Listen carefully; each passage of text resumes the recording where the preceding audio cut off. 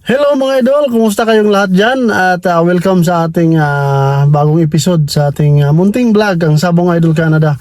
So, kunting recap lang natin yung nagbakasyon tayo doon, kung anong ginagawa natin. Kasi doon sa maliit na area natin, yung breeding area natin, may ginagawa tayo doon na kunting improvement lang naman para sa ating late born na mga sisiw. So ginawa namin doon, binago namin yung mini range natin at na-maximize natin, nilagyan natin ng kunting opening sa pintuan nila para mailawan yung mga sisiw at maging healthy sila. So ito yung mga kaganapan na ginawa namin doon sa munting breeding area natin mga idol. So, ito yung entrance ng ating breeding farm na maliit na breeding farm mga idol.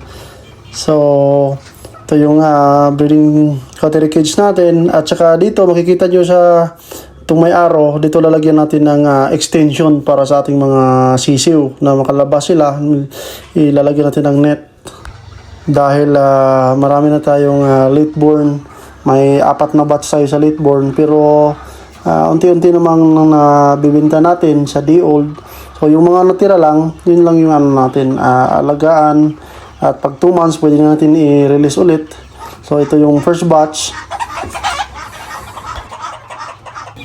Construction time para sa atong range area. Salamat Trio B Tools. Sa oras trabaho.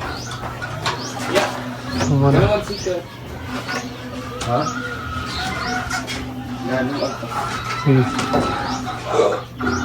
Daog mo. Mga idol. Di muna tawag ko. Nato na lang i-renovate itong range area para sa late born yung mga piso. Puhon. Itong mga hire. Secure ning isa taga-kuan. Taga-kapis.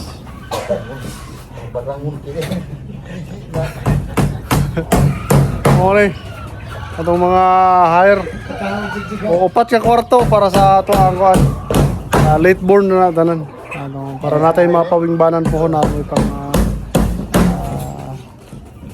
5 po. Si Rextol. Hindi ang laban. May na mga taga Marawi nga hire ba ho? Tagmamarkay. Taga Marawi. Tagmamarkay. Kuan man eh. Kining shirt gamay kay kuan man. Kuan naman. Mahalaga. Ang kataas ka na. Pero ang kataas. Mahalaga gyud ani. Ang kataas na. Ha? Yay. Sige. Ayan.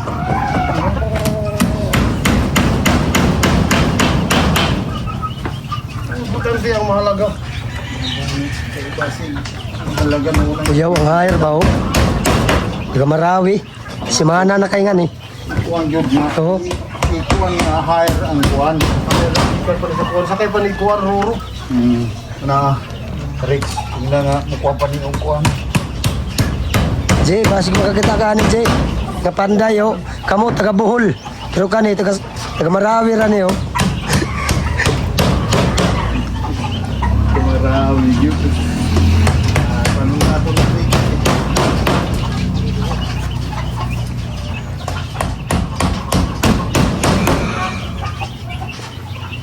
Para rin sa to ang kuan. Late born. Yung mga piso.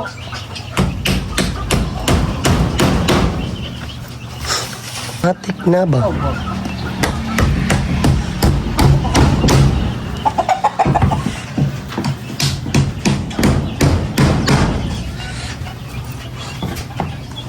Dili na siya gusto kuan alas 5 taga alas 7 yun na siya muli.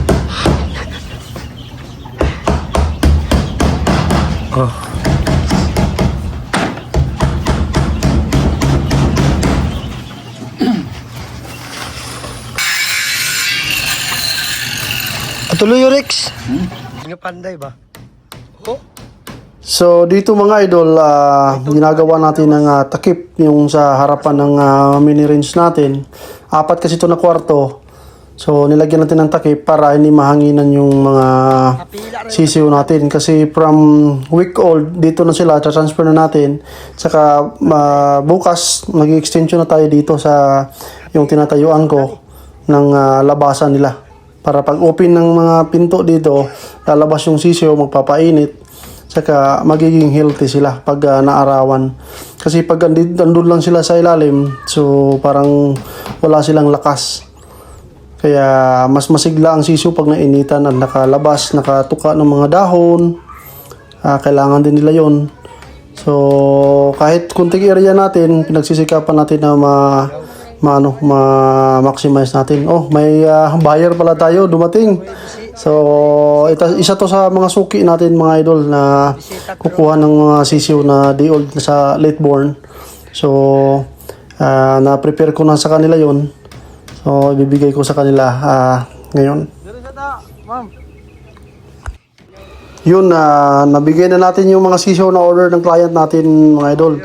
Sila pala yung client natin from San Luis, Agusan del Sur.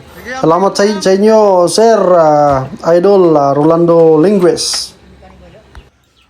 So, ito na yung second din ng construction natin sa ating mini range area mga idol. Nilagyan na natin dito sa labas ng extension. Ang baba nito, yero at saka lagyan natin ng fishnet sa itaas nito. So, pagbukas ng 4 na pintuan dito mga idol, lalabas yung mga sisiw at tutuka-tuka ng mga dahon, mainitan sila. And then sa gabi naman, papasok sila at may harang na plastic para hindi sila mahanginan. So, safety sila at saka maganda yung pangangatawan ng mga sisiw, malusog.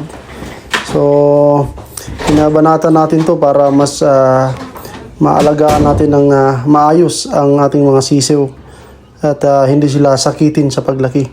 Kahit kumpleto sila ng bakuna, at least naarawan sila, so magiging healthy sila. Kasi kahit pag kumpleto yung bakuna, pag hindi mo pinaparawan doon lang sa ilalim, parang mapuputla yung mga sisiw, hindi masisigla. So ngayon, maganda na, maaayos na sila.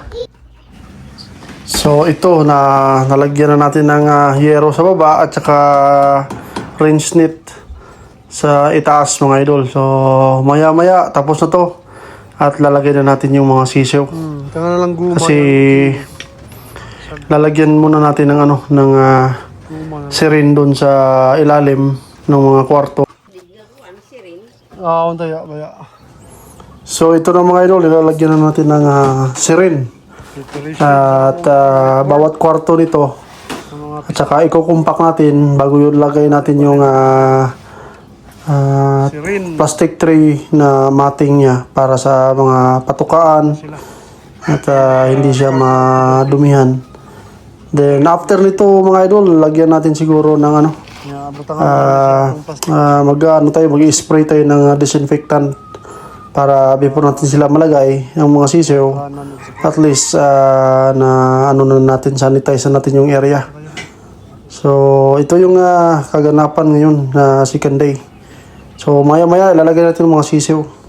Hello mga idol, atong ipakita ato ang mga bago natin ibutang sa ato ang range area. Dali.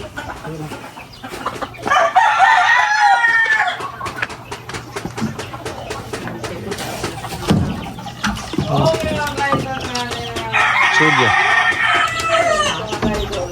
Mauna ni siya. Mga lipay na kayo sila, ano? Lipay na kayo. Kanawayon. Tulo ka kanawayon, Hitman Gray. Kung Hitman Hats na ni sila. Tulo rin sila ka bloodline. So, ato na yung materials buhon. Ay, nindot na kayo, naligo na. Lipay kayo sila, kay plastado, mating, nakalupad-lupad. So, batagaan nyo lingaw na kayo sila.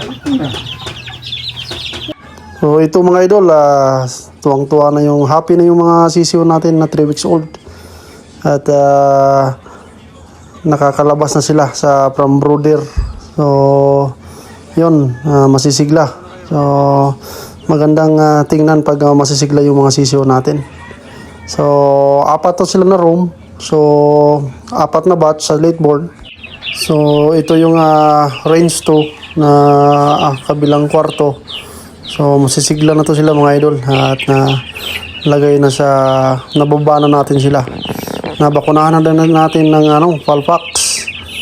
So, masisigla na to sila. At naiinitan. So, maganda. So, ito na yung first batch ng late born. Binuksan na natin yung isang pintuan. So, nakakalabas na sila dito. So, masisigla na mga idol. At nakakalabas yung mga sisiw natin. Ito yung mga kanawayon. Puro to mga unlipit mga idol. Mga materials talaga yung pinaprioritize natin na i-breed. So, ito yung first batch. Ito yung iba. May Hitman Hats, Hitman Gray, Kanawayon, at saka Hammer Kill. So, puro to mga unlipit na materials natin mga idol. So, malulusog na sila na nababa na natin. At maayos na yung nila, yung pwesto nila. Dito naman sa sa tabi ng mga minerals natin, ito yung mga off-season natin na pang materials mga idol. So, kailangan na natin talaga mag-sit ng personal material sa off-season. So, after nito, pahinga na sila lahat. Ito yung mga materials natin lahat ng mga authentic, ng mga inahin. So, ready na para sa incubator yung mga 100 plus na eggs. So, after noon, pahinga sila lahat at purga, ligo, turok na naman.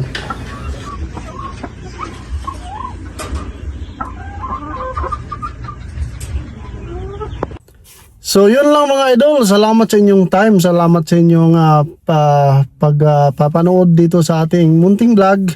At sana yung breeding din ninyo successful at healthy yung mga alaga ninyo. Hanggang sa muli po, ito po si Glenn Usigan ng Hammerfoot Game Farm. So, salamat po again and mabuhay kayong lahat.